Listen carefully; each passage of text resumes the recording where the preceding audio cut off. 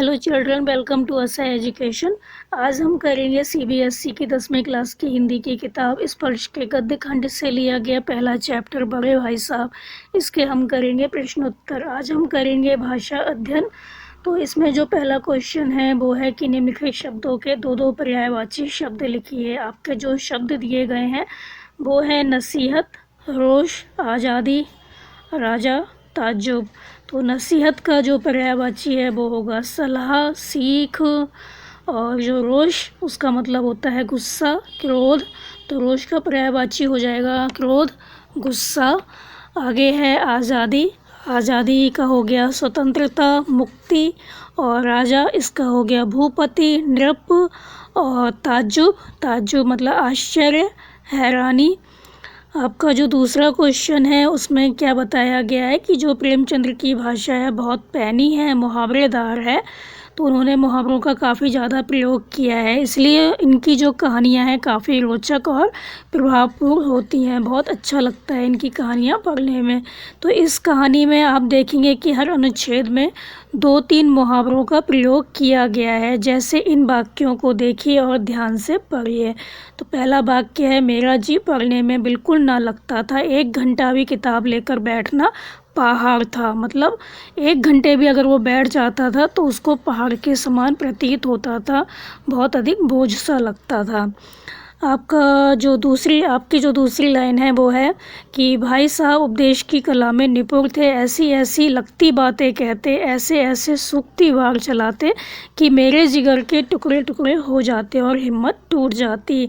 तो इसमें जो दिए गए हैं मुहावरे वो हैं लगती बातें, मतलब वो ऐसी ऐसी बातें कहते थे जो दिल में लगती थी, बहुत बुरी लगती थी।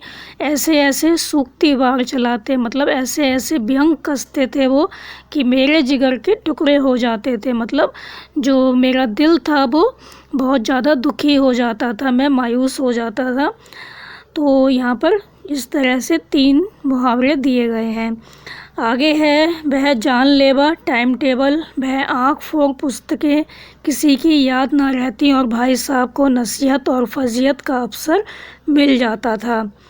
तो यहाँ पर है वह जानलेवा टाइम टेबल। तो जानलेवा टाइम टेबल मतलब जो टाइम टेबल था वो जानलेवा था, क्योंकि उनको पढ़ने का शौक़ नहीं था बिल्कुल भी। और जो टाइम टेबल उन्होंने बनाया था उसमें पूरे दिन का उन्होंने समय रखा था, पढ़ने का, खेलने का, इन सब चीज़ों का। तो पढ़ना उनको अच्छा नहीं लगता था। तो ये जो टाइम टेबल था वो कैसा था, जानलेवा था, जान निकाल देने वाला था। वह आँख फोड़ पुस्तकें, तो जो पुस्तकें थी वो भी कैसी थी, उनको पसंद नहीं थी। तो उनको पढ़ना भी ऐसा प्रतीत होता था जैसे आंखें फूट गई हों उनकी। आँख फोड़ पुस्तकें, किसी की याद ना रहती और भाई साहब को नसीहत और फजीहत का अवसर मिल जाता। तो वह जानलेवा टाइम टेबल, वह आँख फोड़ पुस्तकें, किसी की याद नहीं रहती थी। तो जो ये पुस्तकें थी वो किसी को याद नहीं रहती थी, और जो भाई साहब थे वो इसी मौके की तलाश में रहते थे कि जो उनका भाई है कब वो ऐसी हरकत करे और वो कब उसको डांटे। तो यहाँ पर बताया गया है कि जो ये मुहावरे दिए गए हैं उनको आपको क्या करना है, प्रयोग करना है, वाक्य प्रयोग बनाने हैं। तो पहला है, सिर पर नंगी तलवार लटकना। इसका मतलब होता है मृत्यु का भय होना, डर होना, सामने मौत दिखाई देना। तो आप इसका जो वाक्य प्रयोग है वो कोई भी बना सकते हैं अपनी इच्छा से। तो आजकल आतंकवादियों की वजह से जो आम जनता है उसके सर पर भी क्या होता है, नंगी तलवार लटकती रहती है। सभी लोगों को ऐसा लगता है कि जो मौत है उनके सामने खड़ी हो, उनको सामने मौत दिखाई देती है। आपका अगला मुहावरा है आड़े हाथों लेना। तो इसका मतलब हुआ खूब खरी खोटी सुनाना या कठोरता से पेश आना। तो जब मेरे परीक्षा में नंबर कम आए, अंक कम आए, तो मेरी माँ ने मुझे आड़े हाथों लिया, मेरी माताजी ने मुझे आड़े हाथों लिया, मतलब मुझे खूब खरी खोटी सुनाई, मेरे साथ कठोरता से पेश आई। अगला मुहावरा है अंधे के हाथ बटेर लगना। मतलब अयोग्य व्यक्ति के हाथ मूल्यवान वस्तु लगना, ऐसी वस्तु लग जाना जिसका उसको ज्ञान ना हो, खुद तो वो मूर्ख हो लेकिन उसके हाथ में मूल्यवान वस्तु लग जाए। तो इसका जो वाक्य है वो हम बनाएंगे, उस अनपढ़ को पढ़ी लिखी बीबी क्या मिली, मानो अंधे के हाथ बटेर लग गया हो, मतलब वो तो खुद अनपढ़ है, पढ़ा लिखा नहीं है, लेकिन उसको जो बीवी मिली वो बहुत पढ़ी लिखी मिली। तो ये तो वही बात हुई कि अंधे के हाथ बटेर लगना। आगे है लोहे के चने चबाना, मतलब बहुत कठिन कार्य, अत्यधिक कठिन कार्य। तो एवरेस्ट की चोटी पर चढ़ना लोहे के चने चबाने के समान है, लोहे के चने चबाना है। आगे है दांतों पसीना आना, मतलब बुरी तरह घबरा जाना। तो शेर को देखकर अच्छे अच्छे को भी दांतों पसीना आ जाता है, मतलब अच्छे अच्छे लोग भी घबरा जाते हैं। आगे है ऐरा गैरा नत्थू खैरा, मतलब अनजान व्यक्ति समझना। तो मैं तुम्हारी हर चाल समझता हूँ, मुझे ऐरा गैरा नत्थू खैरा मत समझना, मतलब अनजान व्यक्ति मत समझना, ये मत सोचना कि मैं तुम्हारी हरकतों से अनजान हूँ। तो ऐरा गैरा नत्थू खैरा मतलब अनजान व्यक्ति समझना, मैं तुम्हारी हर चाल समझता हूँ, मुझे ऐरा गैरा नत्थू खैरा मत समझना। आपका जो तीसरा क्वेश्चन है उसमें आपको ये शब्द दिए गए हैं तत्सम, तद्भव, देशी, आगत, इनको अलग अलग छांट कर लिखना है। तत्सम शब्द कौन से होते हैं? जो संस्कृत भाषा में प्रयोग किए जाते हैं और जैसे शब्द हैं उनको वैसे ही प्रयोग में लाया जाता है, उसमें कोई काट छांट या उसमें कोई बदलाव नहीं किया जाता।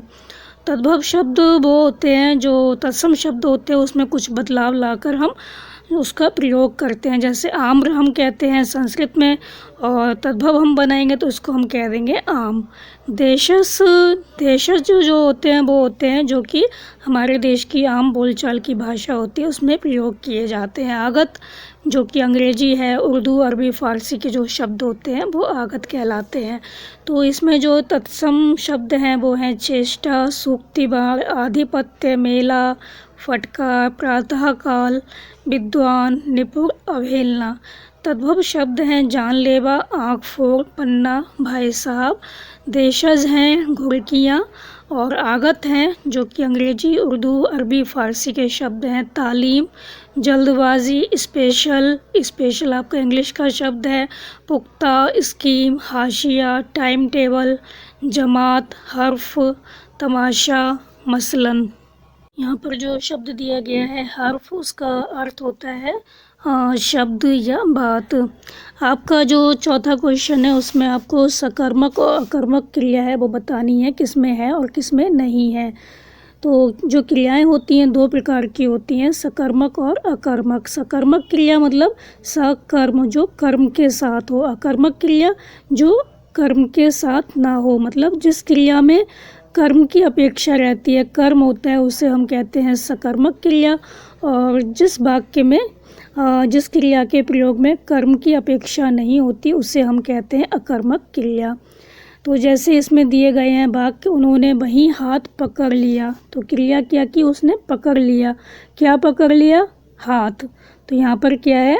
जो कर्म है उसने हाथ को पकड़ लिया, तो ये क्या है? सकर्मक है। तो जिस वाक्य में क्या होता है, क्रिया के प्रयोग में कर्म की अपेक्षा होती है, कर्म है यहाँ पर हाथ को पकड़ लिया, तो यहाँ पर क्या होगा? सकर्मक क्रिया होगी। फिर चोरों सा जीवन कटने लगा। कटने लगा कैसा? चोरों सा जीवन, चोरों की तरह उसका जीवन कटने लगा, तो यहाँ पर क्या है? सकर्मक है। शैतान का हाल भी पड़ा ही होगा। किसका हाल पड़ा होगा? शैतान का। तो क्या पड़ा होगा? हाल। तो यहाँ पर क्या है? सकर्मक है। मैं यह लताड़ सुनकर आंसू बहाने लगता। आंसू बहाने लगता क्या कर कर? जो लताड़ थी, जो उसके बड़े भाई साहब थे उसको डांटते थे, फटकारते थे, उसको सुनकर वो क्या करता था? आंसू बहाने लगता था। तो यहाँ पर भी क्या है? सकर्मक है। आगे है समय की पाबंदी पर एक निबंध लिखो। लिखो किस पर लिखो? समय की पाबंदी पर। तो इसमें क्या है? सकर्मक क्रिया है। आगे है मैं पीछे पीछे दौड़ रहा था। दौड़ रहा था, कहाँ पर दौड़ रहा था? उस पीछे पीछे दौड़ रहा था। तो पीछे पीछे दौड़ रहा था, आप कहीं भी कैसे भी दौड़ सकते हैं। तो इसमें क्या है? अकर्मक क्रिया है, इसमें कर्म की कोई आवश्यकता नहीं है, कर्म नहीं है, तो हम यहाँ पर करेंगे अकर्मक। तो पहले में होगा सकर्मक, दूसरे में सकर्मक, तीसरे में सकर्मक, चौथे में, पाँचवें में सकर्मक, और छठे में हो जाएगा आपका अकर्मक। आपका जो पाँचवा क्वेश्चन है उसमें आपको एक प्रत्यय लगाकर शब्द बनाने हैं। जैसे विचार, विचार में एक प्रत्यय लगेगा तो ये हो जाएगा वैचारिक। दिन, ये हो जाएगा दैनिक। अधिकार, आधिकारिक। इतिहास ऐतिहासिक, नीति नैतिक, संसार सांसारिक, प्रयोग प्रायोगिक। तो यहाँ पर हमारा जो चैप्टर है वो ख़त्म हो गया बच्चों। आप इसको अच्छे से समझ कर याद कर लीजिए और हमारे चैनल असा एजुकेशन को लाइक कीजिए, सब्सक्राइब कीजिए और शेयर करना बिल्कुल मत भूलिए। Thank you.